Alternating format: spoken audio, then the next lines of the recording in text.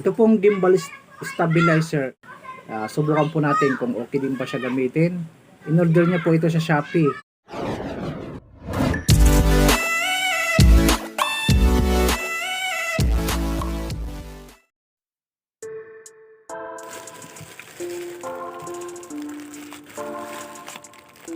Yun oh.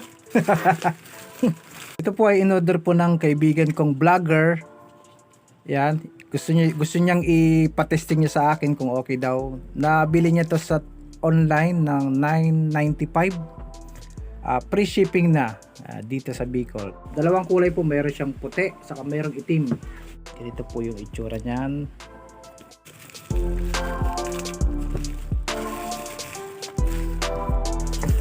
Gimbal stabilizer selfie stick tripod.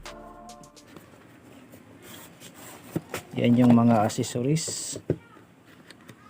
Meron po siyang kasamang manual. Yan yung mga guide niya. Tapos ito na po yung gimbal na tripod. Okay, yung mga laman nito. Isa-isahin muna natin. Meron siyang bag. Ito yung pang charge. Kaya pag nalubat naman siya, ito yung saksakan ng ano niya, ng charger. Pwede mo siyang i-charge diyan kapag nalubat na siya.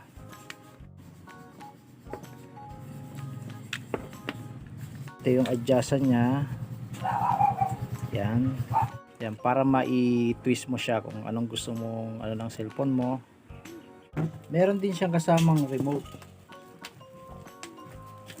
Yan, lalagyan mo po siya ng battery, yung kagaya sa relo. Tapos pwede mo siyang i-bluetooth. Itong stand pwede mong tanggalin kasi may kasama pang isang accessories. Try natin tanggalin. Yan, pwede mo siyang palitan. Ito yung ipapalit mo. Yan yung lock. Lagay mo yung isang dito, GoPro na camera, mas maganda. Kasi mas magaan lang siya eh. Pwede siyang hatakin kung gaano kahaba. Tapos pwede rin siyang itayo. Meron din siyang stand.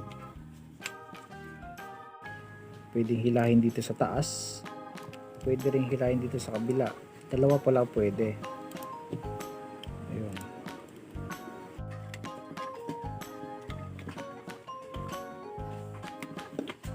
Yan. Medyo wala pa siyang balance eh. Kasi kailangan mo siyang i-power on. Meron siya ditong power on. Yan. May power na siya. Yan, gumalaw na. Pwede po siyang ganyan. Tapos pwede mo siyang ipantay.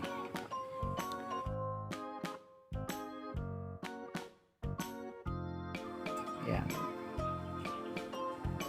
Kahit igalaw-galaw mo siya, okay naman ang galaw niya. Basta wag ko lang sigurong tatakbo para hindi siya masyadong shake.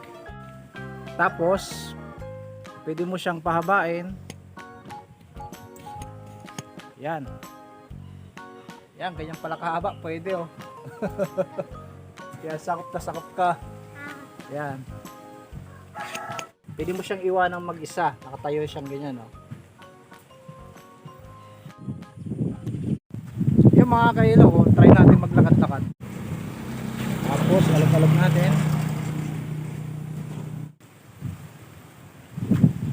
Medyo meron lang siyang alog ng konti. Hindi talaga siya ganun kay smooth, gumagalaw-galaw pa rin naman siya. Hindi gaya ng original na gimbal, talagang smooth siya. Ngayon medyo meron pa rin konti oh. The best din ito pang selfie. Yan, ganyan kataas oh.